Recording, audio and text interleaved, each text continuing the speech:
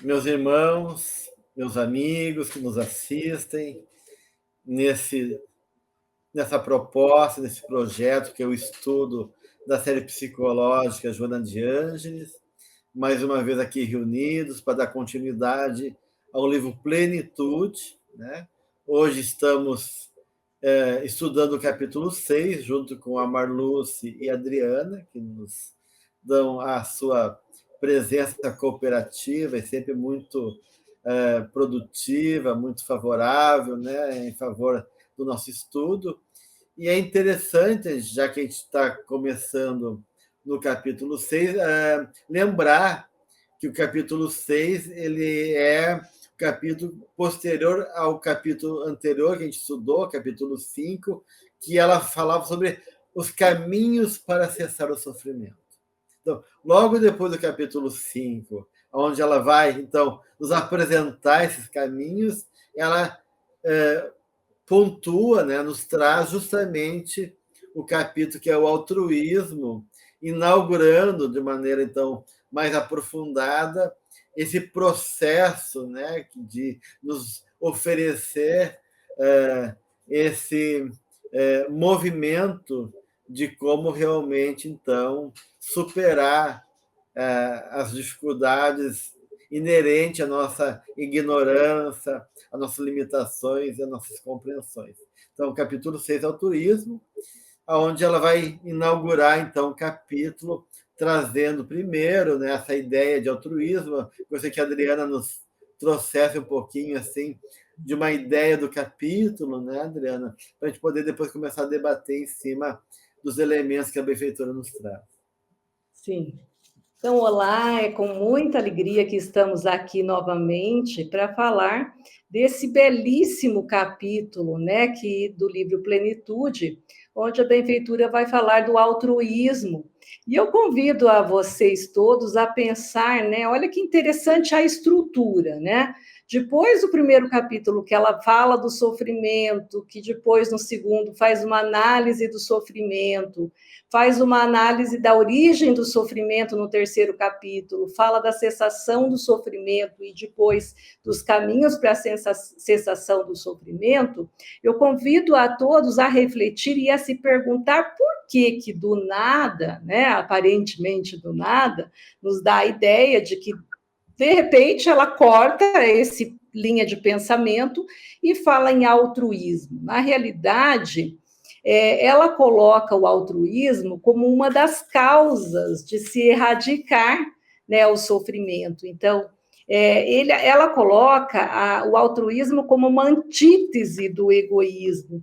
E aí, para a gente poder ampliar um pouquinho essa ideia, eu vou retomar um pensador, um filósofo antigo que o Emmanuel nos coloca no livro A Caminho da Luz, como um dos espíritos que foram precursores, né, da vinda de Cristo para a Terra, que foi Hermes Trismegistus. E Hermes Trismegistus fala de vários princípios, e um deles é o princípio da polaridade, que quer dizer que tudo tem o seu polo oposto.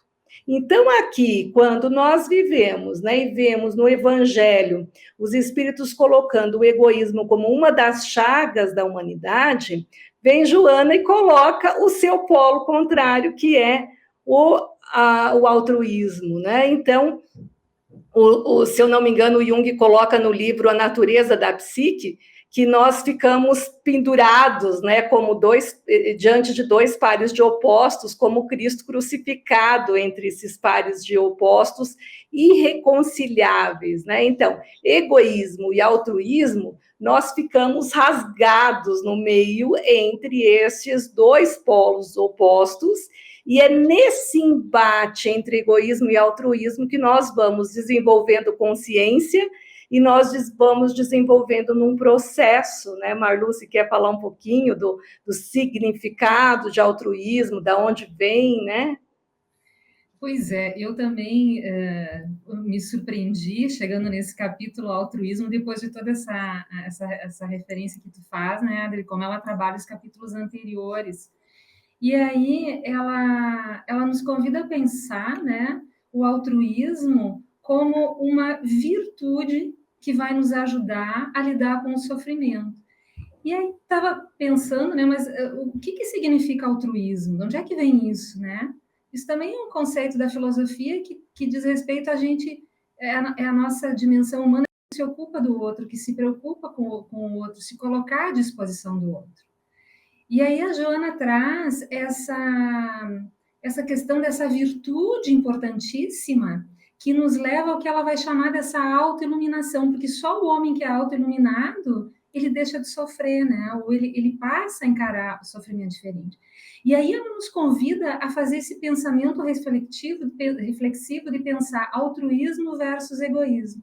Se no egoísmo eu estou na posse, eu estou na superioridade, no altruísmo ela vai dizer que não, que eu estou na fraternidade, eu estou na doação, né? E ela disse uma coisa muito, muito forte ali, que me tocou muito, né? Não sei se para vocês também, ela diz que o egoísmo, quando eu estou no altruísmo, eu estou cicatrizando as lesões da alma que eu tenho pelo egoísmo. Olha que forte isso. E aí eu fiquei pensando, como assim cicatrizes na alma o egoísmo deixa, né?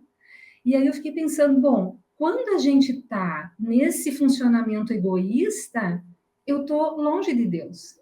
Eu estou longe da unidade, eu estou longe do bem, eu estou longe do amor, e isso vai me ferindo, né?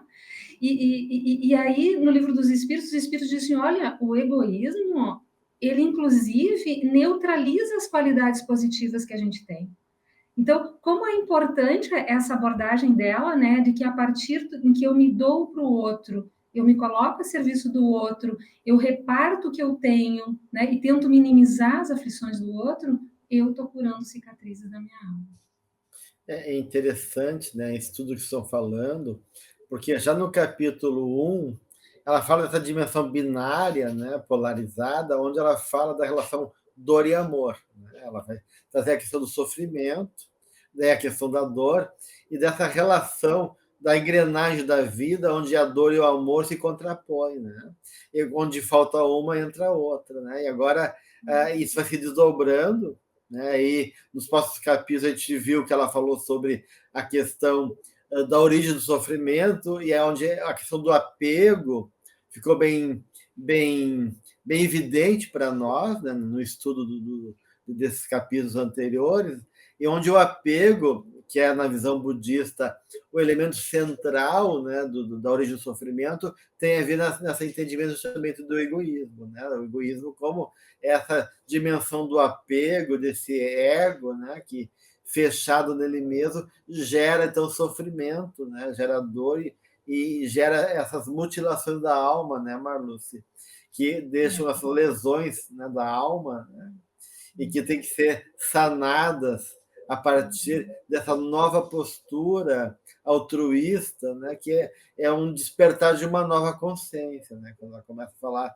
né, da lição viva da caridade, né, então como o altruísmo é justamente a vivência da caridade, e aí começa uma mudança de compreensão, né, em relação à vida, né? Um sentimento mais elaborado, mais enobrecido, uma atitude frente à vida, não de exclusão, mas de inclusão, de cooperação, de eu me sinto capaz, já, né, de uma certa maneira, de oferecer alguma coisa, como ela diz, de repartir bênçãos, né, e minimizar aflições, né, nessa postura solidária que o altruísmo nos convida, e aí realmente esse capítulo é muito bonito e nos envolve em etapas, né, que depois, no último livro da obra, né, a Psicologia da Gratidão, ela retoma, onde ela fala das etapas da gratidão e faz uma relação com a individuação. Então, aqui ela já também está trazendo as primeiras pinceladas desses processos profundos da alma, a partir dessa condição essencial que é o altruísmo. E a grandiosidade desse capítulo é que ela coloca o altruísmo como uma capacidade de erradicar as causas do sofrimento, né? Porque o sofrimento humano, a grande dificuldade nossa, seres humanos, a lidar com a dor, é que tem essa questão da sombra coletiva, que causa em nós uma sensação de impotência. Então, diante da dor, nós nos tornamos sem ação, nós ficamos parados diante da dor e do sofrimento. E aqui a proposta de Joana é ao contrário, ela nos dá uma ferramenta que abre as portas da ação, que é a solidariedade, né? E anula, assim, as causas do sofrimento. Então, através disso, ela nos dá nas mãos uma ferramenta possível de sair de uma postura passiva diante da dor e nos tornarmos ativos diante de uma proposta de mudança, não apenas pessoal, mas uma mudança que vai culminar numa mudança social, porque nós estaremos, de alguma maneira, contribuindo para lidar com a sombra coletiva. E uma vez, em uma das entrevistas que fizeram a Jung, perguntaram, né, como que eu posso contribuir para lidar com a sombra coletiva? Porque o egoísmo é algo coletivo, é uma sombra coletiva da humanidade, né? Elo e orgulho são as duas chagas da humanidade. Então, como a gente se coloca diante? Aí ela dá a resposta, né? E eu vi Joana nesse capítulo como aquela mãe que nos pega na mão e vai dar como uma receita, nós mulheres, né, Marluce, que adoramos receita de bolo, né? Aqui ela traz passos, né? Olha que legal, além de ensinar que nós podemos sair de uma postura passiva e ir para uma postura ativa, ela nos diz como e nos dá de bandeja 4 grandes passos que nós temos para trabalhar com isso, e assim nós trabalharemos a nossa sombra pessoal. Então, a resposta do Jung é, para lidar com a sombra coletiva, trabalha a tua sombra pessoal. E aqui ela vai trazer esses 4 passos, né? Que seria a generosidade, aí depois a questão da paciência, a coragem e depois se concentrar na ação altruísta, que é a meditação. Então, aí ela vai dando como fazer para lidar com essa sombra coletiva e sair da polaridade orgulho e vir para o altruísmo. E nesse embate, né, nós vamos, num momento mais egoísta, no outro momento mais altruísta, mas nós vamos crescendo e gerando consciência. E ela traz também ali essa questão de que existe um interrelacionamento entre essas 4 questões que tu está colocando, da paciência, da coragem, da generosidade, da meditação. Ela diz que esses aspectos, esses requisitos para o altruísmo, né, entre aspas, eles vão desenvolvendo em nós o sentimento, né? E o sentimento...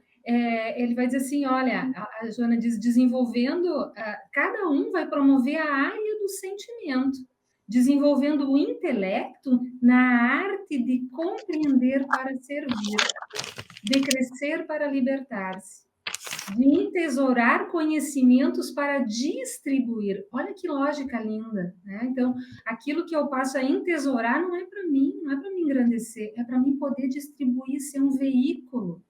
E eu estava lendo um livro essa semana e o autor disse assim, olha, a gente precisa crescer nesse momento da humanidade muito no sentimento, senão não adianta o homem saber como é que ele chega à Lua se ele não sabe como chegar no coração, no seu próprio coração. Então, é muito essa ótica, né, de que a gente entesoura, tem tesouros para distribuir, não para reter. E por isso que ela vai colocar, né, Marluz, que no início do capítulo, que esse turismo é o próprio amor ensinado por Jesus. Ela compara, né, que o próprio amor de Jesus. Então, o amor de Jesus é justamente a doação plena para nós, naquilo que é de mais altruísta a gente pode reconhecer, né, de se esquecer de si mesmo para se concentrar no próximo. E ela fala, então, desse abandono do mal em nome desses 3 eixos também evolutivos, que é o progresso, a ordem e a felicidade. Então, o altruísmo, ele é uma dinâmica psicológica e espiritual que vai promover, através disso que a Maru está falando, né, e que a Adriana colocou, que é a nobreza do sentimento, né, a elevação espiritual através desse sentir, dessa sensibilidade de uma consciência amorosa, vai promover, então, o progresso, a ordem e a felicidade. Né? Então, e isso tudo redunda na plenitude, que é o nome do livro, ou seja, na saúde integral. Né? E é legal porque ela usa uma imagem muito bonita para se referir ao altruísmo, que é uma estrela luminar.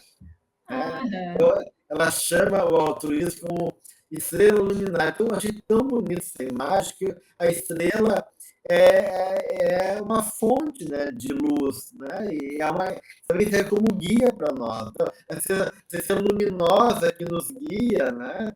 Que irradia, diz Joana, paz, né, envolvente, né? Que nos alcança, vencendo as distâncias, ela diz assim, né? Então, olha só, uma estrela luminar que vence a distância emocionais e que preconceituosas que nos separam dos outros. Né? Então, essa ideia da Marluce, né, do sentimento, né, que nos une, que nos conecta, que nos faz realmente sermos irmãos verdadeiramente e perceber o outro. Porque o amor é uma forma de razão, uma forma de compreensão profunda da vida. Ele nos coloca que é mais essencial e mais perto de Deus também, consequentemente. Então, tem aí um universo maravilhoso aí a partir dessa máxima que está lá no Evangelho segundo o Espiritismo, que sem caridade não há salvação, né, gente? Só por curiosidade, gente, eu fui procurar o que era estrela luminar, porque eu achei também tão...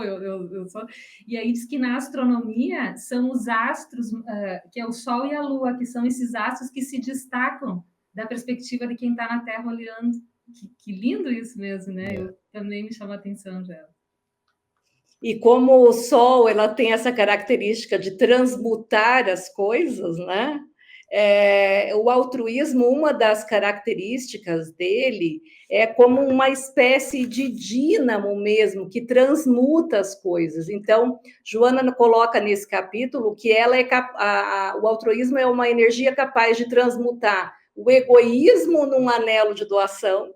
Então, o que antes era poder, né? Jung fala onde há poder, onde o amor impera, não há desejo de poder. Então, o amor é aquilo que doa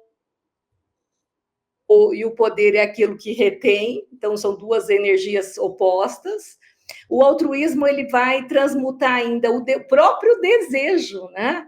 Que no egoísmo tem o desejo de posse, o desejo de superioridade, é transmutado, então, pelo desejo do trabalho, do serviço, de doação, né? Um anelo para ser essa fonte de luz, né? Que são essas estrelas, né?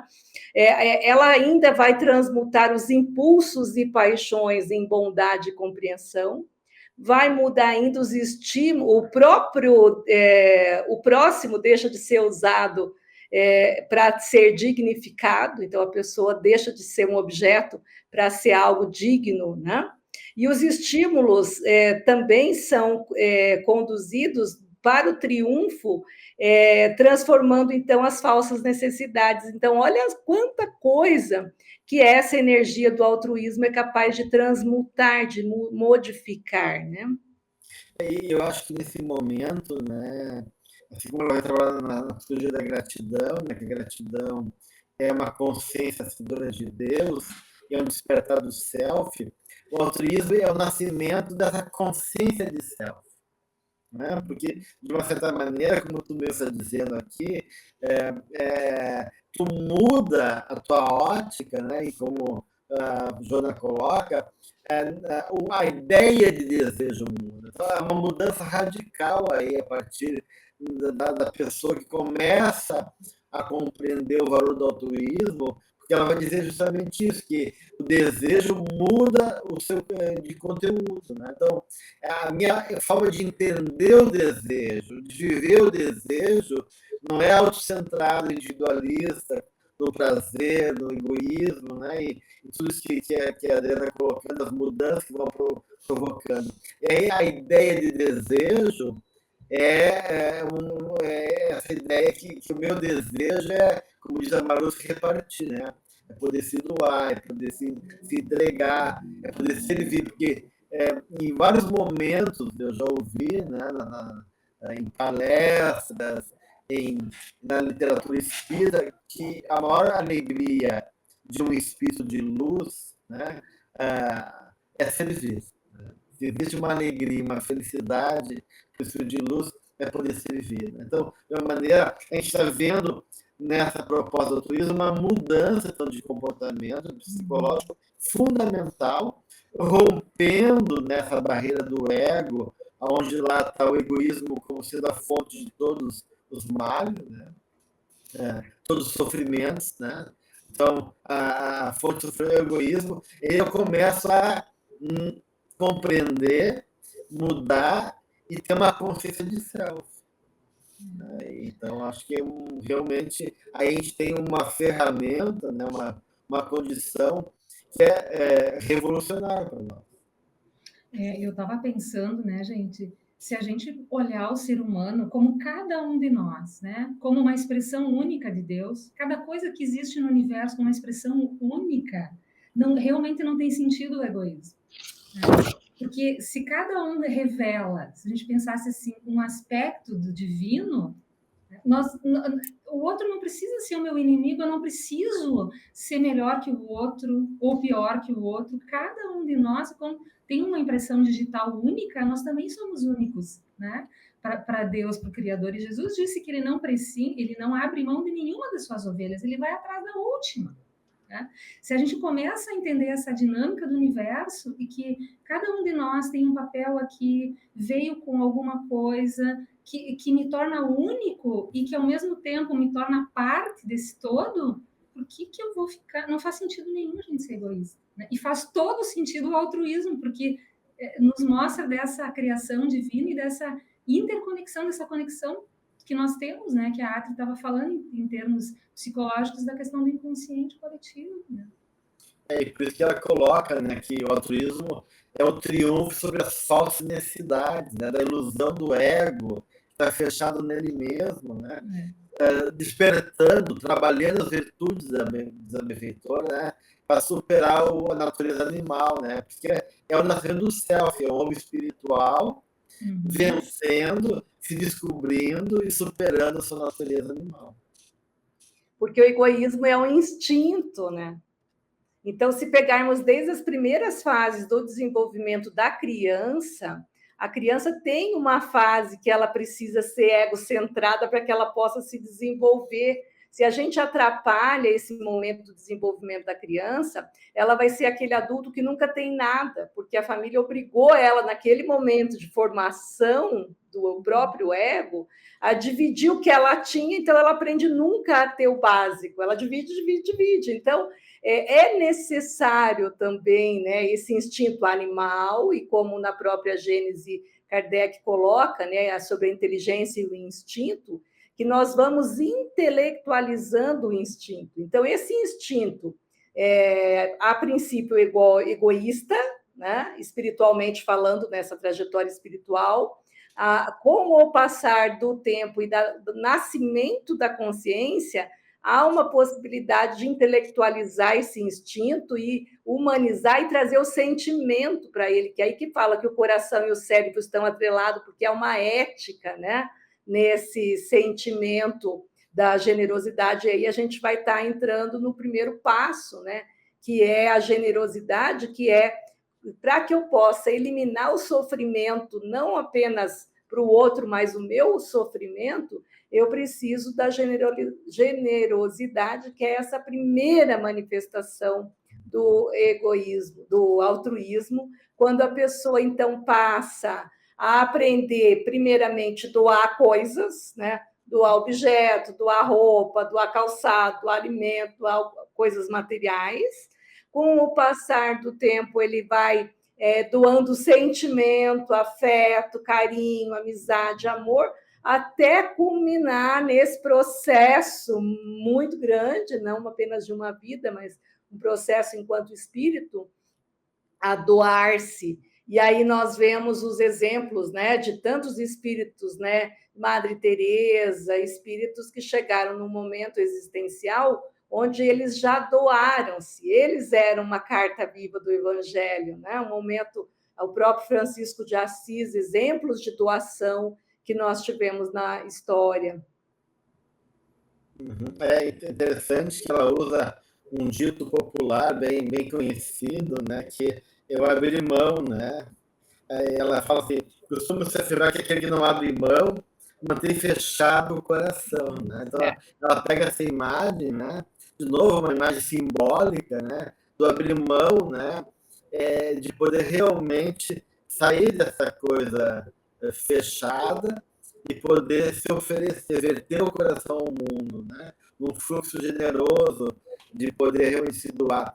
A gente vê isso na própria flor, né? Uma rosa, uma flor, se ela fica fechada, ela não tem consciência dela mesma, né? Ela só vai ter consciência da sua beleza, do seu perfil, da sua cor, se ela se abrir. Ela tem que desabrochar e se doar para também viver a plenitude dela, né? Então, as duas coisas vêm juntas, né? Não tem como essa flor se realizar plenamente se ela não se abrir para o mundo e oferecer a sua beleza, a sua cor, o seu perfume para a vida, né? Então, a generosidade, como essa primeira prática, né? Como a Adriana colocou, a primeira manifestação prática do altruísmo é esse sair de nós mesmos, né?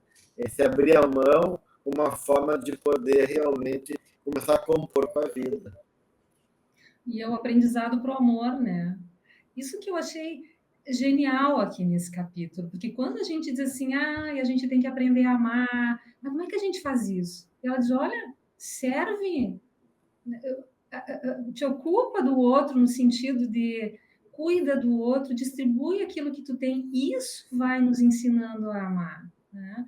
Porque isso também, fazer o bem faz bem. Quem é que não se sente bem, né, quando faz o bem? Então, colocar o que a gente tem a serviço do outro, criar esse ambiente, porque ela diz ali, né, que o homem, que o altruísmo, ele cria esse ambiente de harmonia, ele irradia, né, como é que ela fala aqui? Cria... Ela fala da generosidade, da serenidade, que respeita o do outro, e fala também do homem generoso que irradia simpatia e gera bem-estar, né, Marluce? Isso. Isso não vai criando vínculos, então, não vai mudando o ambiente que a gente está. Né? Isso vai enriquecendo, enriquece a nossa alma e muda efetivamente o ambiente onde a gente se encontra. Né? Isso é uma mudança real mesmo. E aí ela coloca que existe essa ética da generosidade. Né? Por que uma ética da humanidade, da generosidade? Porque ela tem como base isso que a Marluce fala, que é a lei do amor, né? Então, respeita a vida de todos os seres, e aqui me lembra muito Francisco de Assis, quando vai conversar com o irmão lobo.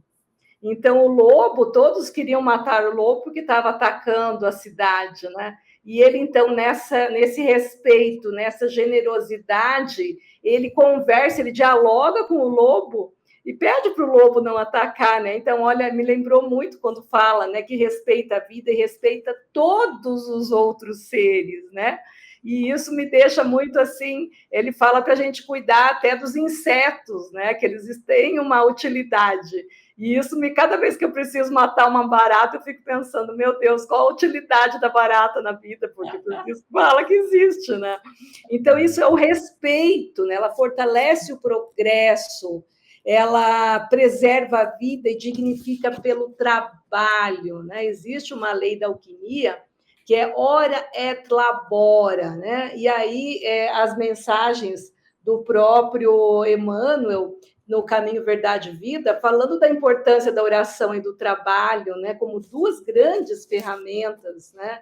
E aí na alquimia já tem esse princípio do ora et labora, ou seja, nós precisamos em algum momento da prece e da oração, né, que é o ora, e aí ela vai falar no final, no quarto passo da meditação, e o trabalho, então o trabalho é uma forma de nos dignificar e dignificar o outro, né?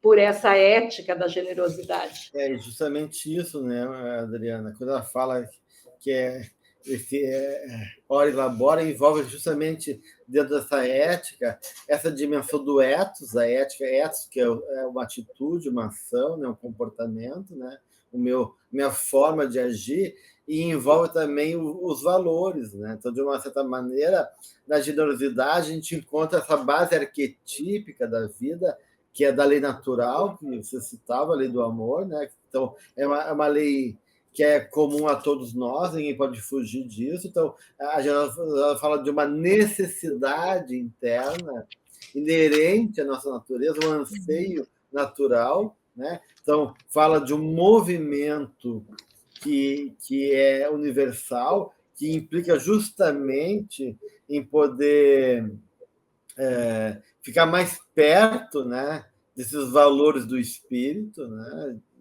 E aí, consequentemente, um compromisso prático, né? Uma ética que vai fomentar, né, através dessa atitude, um despertar, um desenvolvimento e um aprimoramento cada vez maior da nossa própria natureza amorosa e divina que todos nós trazemos. Então, a generosidade não é boa só para o outro, né? Ela é boa para nós, porque, de uma certa maneira, é o exercício da nossa essência divina. O exercício dessa natureza, dessa lei natural, que é a lei do amor, que move o universo, que sustenta a vida, e, de uma maneira, então, nos ajuda a, cada vez mais, ter consciência de nós mesmos, né?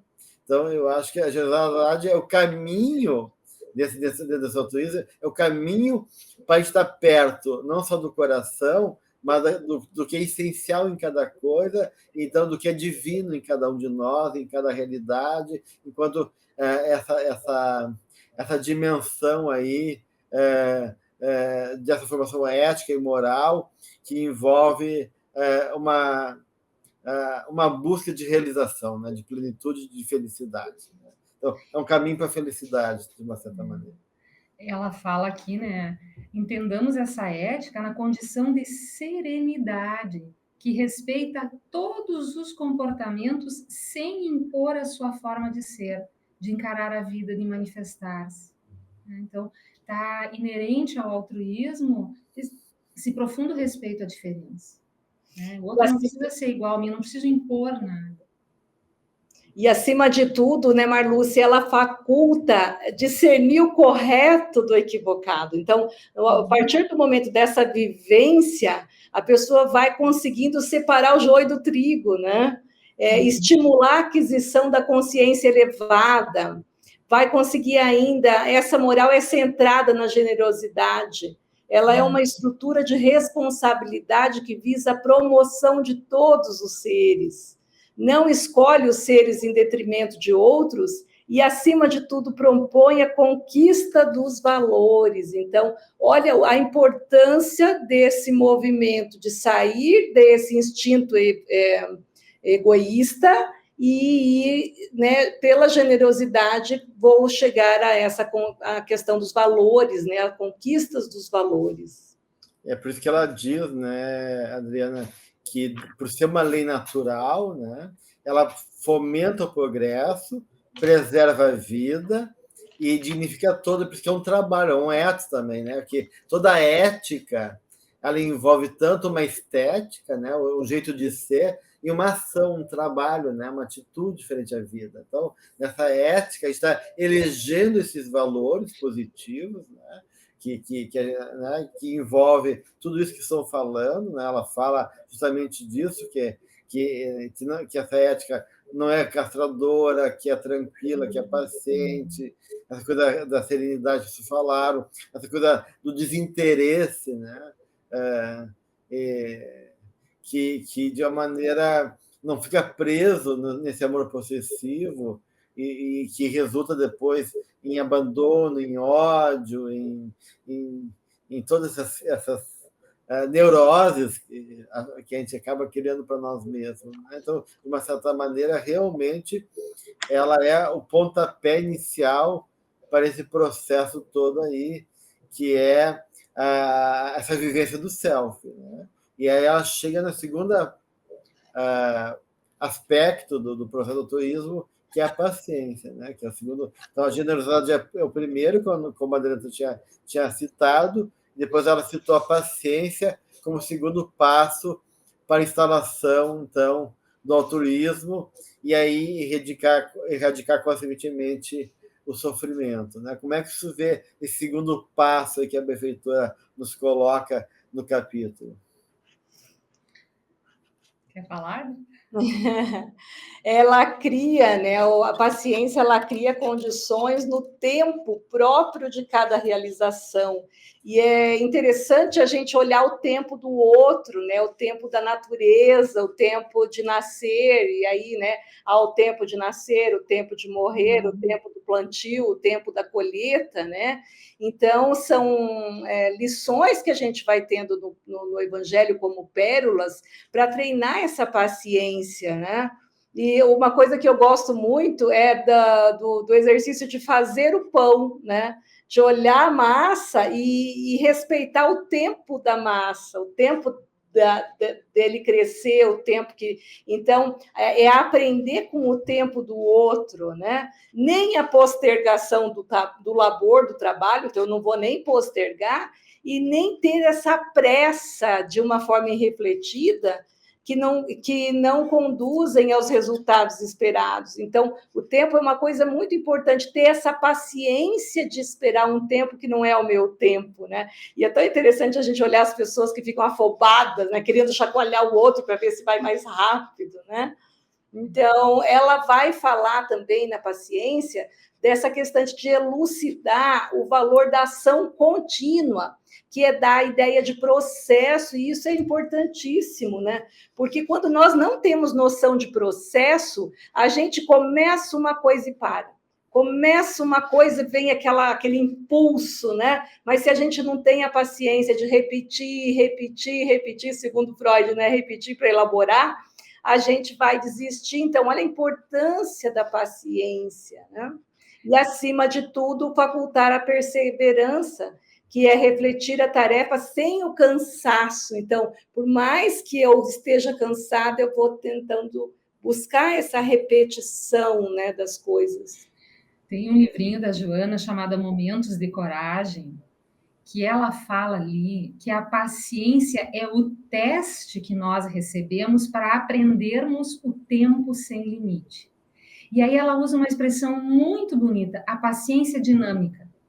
Ela diz, olha, não pensem que paciência é preguiça, é indolência, é inércia. Ela disse, não, a paciência é uma atitude dinâmica, palavras da Joana de Ângeles, perante os acontecimentos que não imobilizam o indivíduo, mas, ao contrário, o deixam vigilante na ação.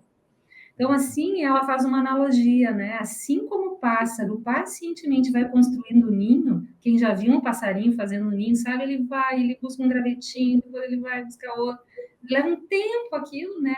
Assim são os processos da vida. E a gente precisa ter sabedoria para entender o tempo das coisas. Então, acho que a paciência, ela nos traz isso, né? Esse aprendizado da gente entender essa dinâmica do tempo, que não é sempre como o nosso ego quer, né? Colocar duas coisas bem importantes que está presente ali no esclarecimento que Joana nos coloca, que é essa ideia de processo, né? Que a ideia de que existe um processo. E processo, como diz a Joana, é uma ação continuada, né? Não é nem a violência que atropela, né? Nem essa postergação que a Adriana está falando, essa acomodação. Né? Então, sabendo que cada um está num nível de consciência, assim como as pessoas tiveram paciência conosco, né? Frente à nossa limitação, ou a nossa pequenez, quando criança, que não compreendia a realidade, teve gente que nos ensinou e que cuidou de nós, e nos ajudou a amadurecer para poder chegar onde a gente chegou. Então, a paciência é justamente, ela fala, né, de uma forma de fazer o processo, ter essa coisa dinâmica, mas de uma maneira harmônica, né? Onde as aspirações humanas vão encontrando o seu tempo certo, as possibilidades de desabrochar, de acontecer, né? Então, a paciência envolve essa harmonia, né? A gente poder viver as coisas com harmonia. Então, a harmonia, para mim, aqui, dentro da paciência,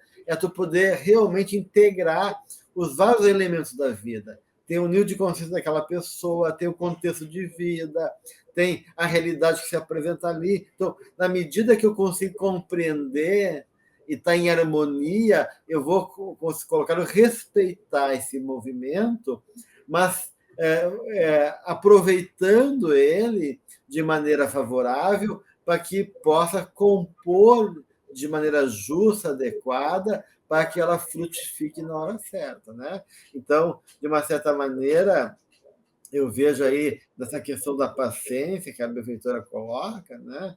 Essa ideia da perseverança, de poder aproveitar cada coisa, respeitando o que cada momento oferece, e aí a gente pode se tornar eficiente. Interessante, né?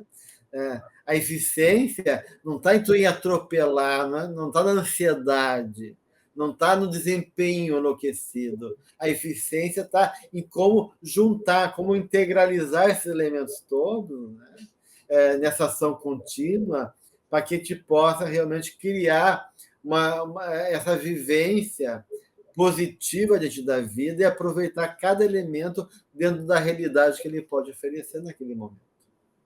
Não, e aqui ela diz, ó, repetir qualquer labor malogrado com o mesmo entusiasmo. Nossa, isso me pegou, porque a gente tende a dizer, não sei vocês, mas a gente às vezes acha, né?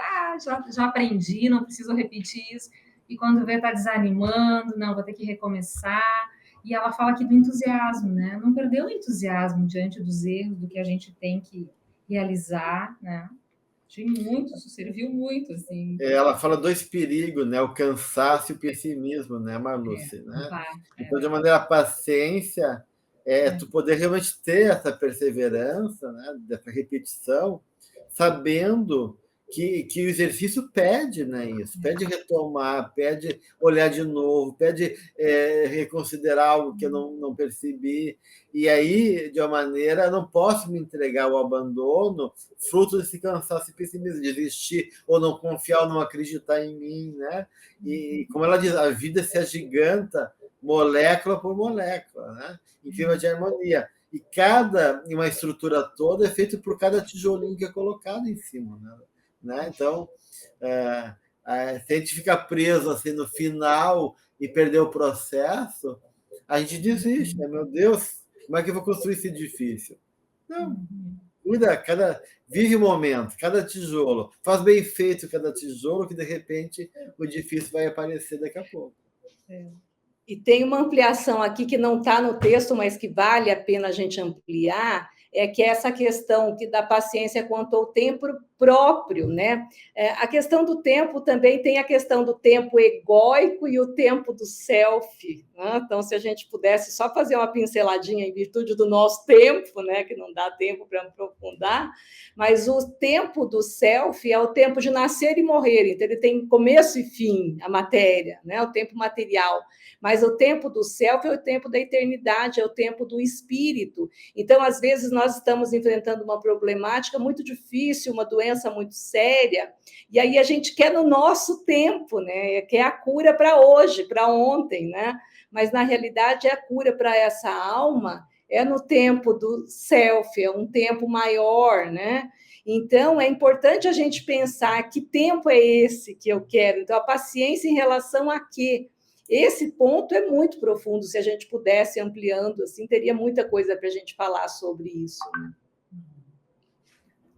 Mas aí ela fala da coragem, né, gente? Nós temos que falar da coragem também, né? Vamos ter que ter coragem aqui agora. Isso! E a coragem, ela é fruto do conhecimento das leis para discernir nesse altruísmo. Então, é isso, separar. Que tempo é esse? É o tempo do self? É o tempo do ego? Que tempo é esse? Né? A coragem como valor moral para enfrentar a luta e perseverar nela. Então, essa perseverança. Então, eu tenho que ter essa coragem para o enfrentamento, mas, ao mesmo tempo, a perseverança. E é interessante, porque ela, logo falando dessa parte da coragem, né, Marluce, ela vai fazer uma advertência interessante para a gente quando ela fala dos obstáculos, né? Porque ela fala assim, ó, quando eu estou entre.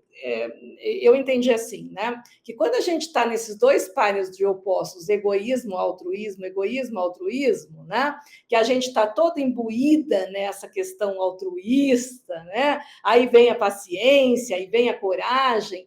Aí ela fala da necessidade do esforço, né, Marluce? Por quê? Porque esse outro polo de opostos, quando eu vou indo muito para o altruísmo, o egoísmo, que é o polo anterior, ele puxa, né? Ela diz assim, ó, o egoísmo conspira para impedir a presença do altruísmo, né? E o predomínio na área das emoções. Então, olha que interessante, é próprio do movimento psíquico, dessa parte instintiva, de tentar nos buscar e nos puxar, né? Então, ela fala, por isso da coragem, a paciência, e esse enfrentamento, esse esforço, se esforçar para ir mais um pouco, né? Porque é próprio do egoísmo puxar a gente, né? Então a gente vai se dando tiro no dedão do pé, né? Então eu preciso desse esforço que me permita perseverar, prosseguir nessa ação. Senão a gente desiste, aquilo que o Gels falou, né? A gente começa e acaba deixando pela metade. Então, o que caracteriza o grau de evolução do ser é a questão da coragem, e aí eu me lembrei muito, né, no livro, no Evangelho, a passagem que fala do homem de bem, né, no Sede Perfeitos, no capítulo 7, que fala-se que reconhece-se o verdadeiro espírita pelo esforço que ele faz para domar as suas más inclinações. Não é se ele erra ou se ele acerta, se ele é bonito, se ele é feio, não. É esse esforço, né? Que é essa coragem que ele tem de enfrentar o seu egoísmo, o seu orgulho, a sua vaidade, o seu desejo, as suas más inclinações, vamos dizer assim. E ela diz que o esforço estimula o desenvolvimento de recursos que dormem no próprio homem, né? Agigantando-se à medida que realiza. E que não existe a vida sem esforço, né? E a gente tem, às vezes, uma fantasia de que as coisas vêm fáceis, que para o outro é tudo fácil, mas não, né? A vida é esforço. Agora a gente vê, né, gente, a complexidade do comportamento altruísta, como ele envolve, né, uma série de valores e recursos que a gente vai conquistando, né? A gente falou da generosidade, a gente falou da paciência e agora da coragem. Até eu coloquei também a humildade, né? Ser caridoso, né, exige tudo isso. Ao se abrir para o outro, da generosidade, a paciência, a humildade junto com a paciência de aceitar a nossa pequenez, aceitar o outro como ele é e poder se colocar igual ao outro, e essa coragem tão importante também, né, que Joana nos traz como um valor moral, né, que eu acho que esse esforço que se colocaram aqui da coragem tem a ver muito, para mim, com confiança, com certeza, né? Porque, de maneira que a gente não tem consciência da vida, das leis de Deus, por isso que ela coloca ali, colocar que a coragem é fruto do conhecimento das leis. Né? Se eu não tenho confiança em mim, se eu não tenho confiança na vida, que a vida tem suas leis e eu posso realmente me guiar por elas, e eu não confio em Deus, como é que eu vou ter coragem? Então, a coragem está muito perto da fé aí, né, de uma certa maneira, com uma força, uma segurança que eu tenho, né, que me situa nesse agir do coração, né, e que é poder realmente me comprometer com a minha meta. Né? Então, eu tenho essa coragem de me abrir para a vida, de me doar, de mesmo vendo o meu egoísmo, vendo as minhas pequenez, eu consigo daí dizer não, abre mão disso, vamos em diante, vamos enfrentar, vamos superar, vamos esperar e assim por diante. E aí eu vou vivendo essa coragem em cada etapa, né, para que eu possa ir superando os obstáculos e aí me engrandecendo, né? Porque eu vou me fortalecendo, eu vou, de uma maneira, agregando cada vez mais recursos dentro de mim também. Então, de uma certa maneira, essa coragem ela não vai ser um esforço em vão, né? Ele vai resultar em ganhos também internos. Acho bem importante isso, Gelson, porque a gente pode tender a pensar na coragem como impulsividade, e não é, né? Tem muito a ver com fé, com isso mesmo que você está falando. E tem uma frase dela que diz assim, ó, aquele que cede ante o obstáculo, que desiste diante das dificuldades, já perdeu a batalha sem ter enfrentado. Então, a necessidade desse empenho, desse esforço, né, desse enfrentamento da dificuldade que a pessoa está vivendo. E esse enfrentamento, né, Adriana, dentro do que a Maurício falou, que não é impulsividade, essa coragem é tu também poder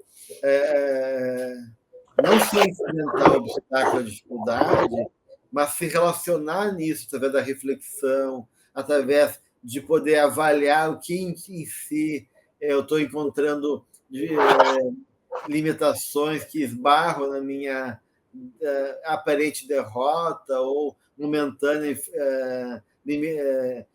dificuldade, né, de não conseguir levar adiante. Então, essas perdas, como diz a Joana, né, é uma perda de pequena monta, né, para ganhar resultados maiores depois. Então, vai ter momentos de derrotas, de fracasso, de frustração, porque isso faz parte da vida, porque a gente não está pronto, né?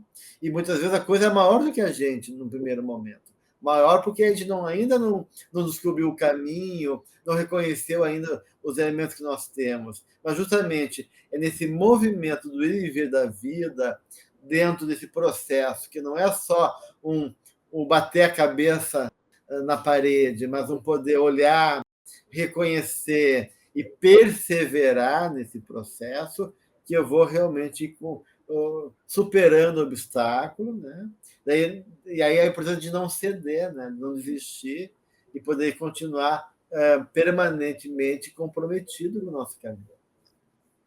Aqui tem uma coisa muito importante ainda que vale a pena enfatizar quando a Joana fala assim, que o obstáculo e a dificuldade são mais aparentes do que reais, mais ameaçadores do que impeditivos. Então, aqui entra os nossos complexos, né? Porque quando a gente está diante de algo, uma tarefa a ser desempenhada, é muito comum a gente falar assim, quem sou eu? Eu não posso fazer isso, né?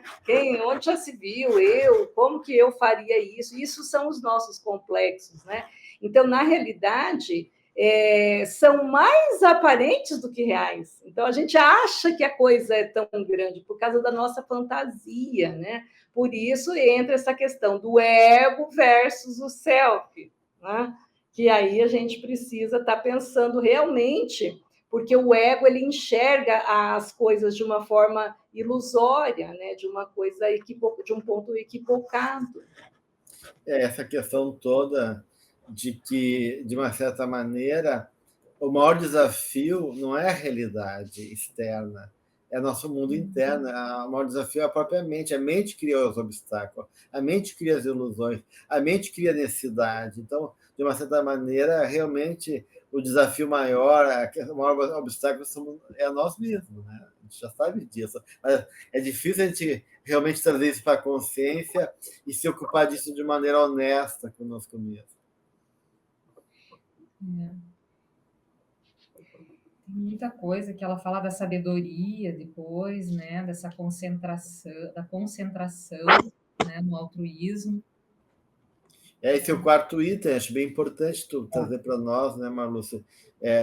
Então, ela vai falando das etapas em movimento, né, justamente com a generosidade, depois vem a paciência, a coragem, e agora entra também a concentração, né, que é aquela interessante, né? Ela faz uma relação da concentração com a meditação, né? Porque a meditação para ela tem a ver justamente com focar a mente, né? E se ocupar de maneira de estar lúcido e consciente em relação ao que tu faz, né?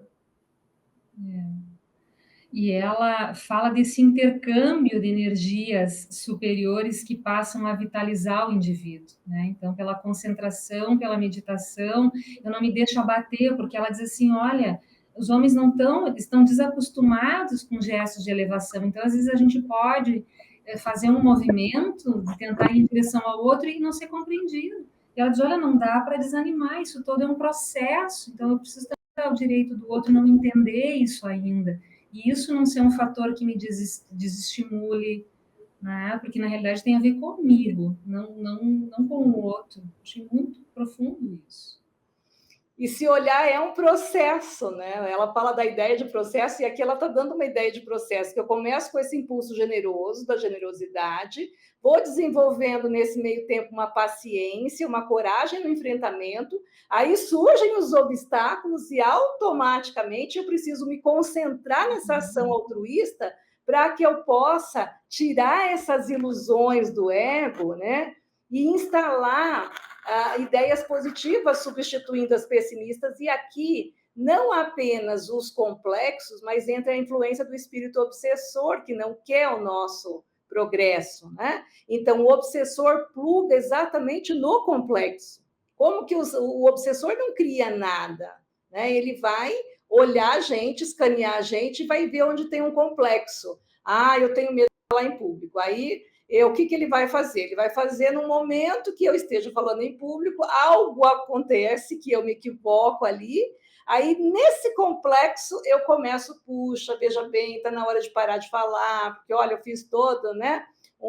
Falei uma coisa errada. Então, olha só, então, nesse momento vem esse quarto passo, que é se concentra na ação altruísta. Ok, errei, não deu certo, aí voltando no passo anterior, cada vitória conseguida é um aprimoramento para nós, mas cada derrota ensina como não deve fazer. Por isso que a gente tem que perseverar e continuar, porque é nesse movimento contínuo, concentrando-se nessa ação altruísta, que a gente vai facultar esse intercâmbio das energias superiores que a Marluce disse, reforçando, então, as forças diante desse altruísmo. Então, eu vou reforçar e a espiritualidade superior vai me revigorar pela meditação, né?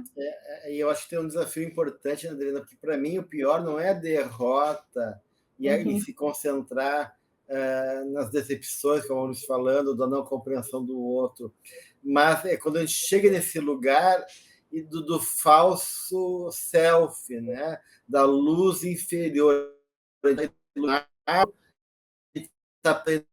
nesse poder, né, do ego. E aí, quando a gente faz a palestra, né, e acha que está pronto, não é pelo fracasso, e aí a gente começa a embestar, né, achar que pode tudo e que já tá resolvido, isso é o perigo maior, né?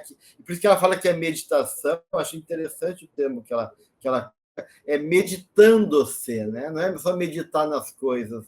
A meditação é uma forma de se olhar, né? Meditar-se, né? Se olhar, se perceber, não só nas atitudes, nas ações, no movimento da vida, no que deu certo e errado, mas nas intenções internas, no que nos move, nas respostas, no que está por trás, né? Das nossas paixões, até do nosso altruísmo, porque, por exemplo, às vezes, nessa atitude altruísta, muitas vezes está um jogo de interesse do ego que vem disfarçado. Né?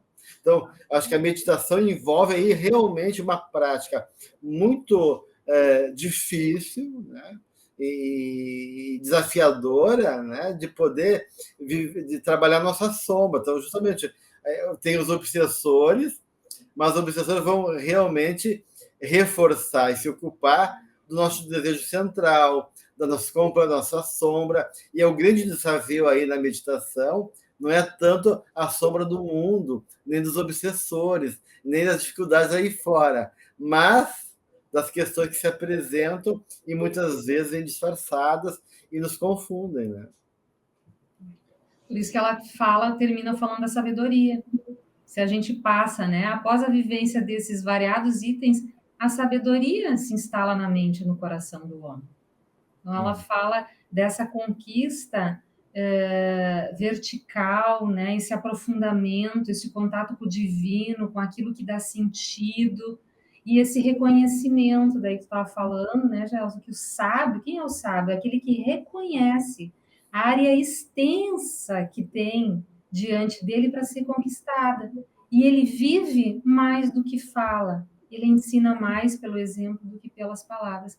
A gente está falando de vivência, de sentir, né? De perceber Deus em nós como uma realidade mesmo. E isso é conseguido graças a essa meditação, porque ela vai equipar esse ser de lucidez para que ele possa ampliar essa visão egóica e ter uma visão de self a respeito do mal, não apenas esse mal de fora, como o Gels fala, mas do mal que há nele, né? A questão da sombra pessoal. E aí ele vai para o autoconhecimento. Então, o altruísmo também nos leva a nos conhecer a partir do momento desse meditar sobre si mesmo diante do mundo lá fora. Por isso que ela fala que o próprio amor tem que ser prudente, né? E a sabedoria faz justamente isso, porque esse amor seja prudente, e aí ele se torna generoso, como ela fala, doador e altruísta, sem pieguismo, sem um esforço exagerado, sem desrespeitar o outro. Né? Aí realmente o altruísmo se torna uma resposta sábia a cada momento, a cada pessoa, a cada necessidade que a vida pede. Né? E aí o altruísmo se torna realmente um momento cada vez mais perto daquela condição que um dia a gente vai chegar, que diz que o Pai somos só. Compreender a vontade do Pai, compreender realmente, né, aquele momento e estar em sintonia com todas as coisas, que está em sintonia com a própria mente e vontade do Criador. Acho bem interessante isso, né, que ela traz aqui da sabedoria. E aí ela termina assim, né? Que quando são desenvolvidos os passos, esses 4 passos que ela colocou para a gente, né? Que contribuem para o altruísmo, se adquire a sabedoria, iluminando-se o espírito e os sofrimentos cedem lugar para a fomentação da plenitude. Então, olha que interessante. Ela falou nesses 5 primeiros capítulos sobre o sofrimento, a origem, né? E agora ela fala da plenitude, do altruísmo, que é uma forma de atingir o título do livro, que é essa plenitude, esse ser inteiro, né? Pleno, integral. É uma pena que nosso tempo está finalizando agora, né? Para a gente ver assim, que viagem fantástica e extremamente elaborada, inteligente, profunda que a Joana faz, né? A gente vê todos esses mecanismos, as engrenagens, e não só, né, a dinâmica do texto, né, mas a beleza do conteúdo e do quanto tem de ensinamento precioso. É um capítulo, não só um capítulo, mas todo o livro, que a gente tem que ler assim, degustando, né, devagarinho, retomando cada frase, meditando, né? Eu gosto de ler todo o capítulo, depois voltar, daí ficar impactado por uma frase, meu Deus, deixa eu parar aqui, daí tu relê e fica tomado por uma palavra, uma imagem que ela coloca. Então, realmente é um convite bastante belo e profundo que ela nos faz, nos ajudando a compreender melhor o Evangelho de Jesus e trazendo para a prática da nossa vida. Né? Isso que é importante aqui na proposta que a benfeitora nos oferece. Um abraço a todos. Obrigado, Marlúcia. Obrigado, Adriana.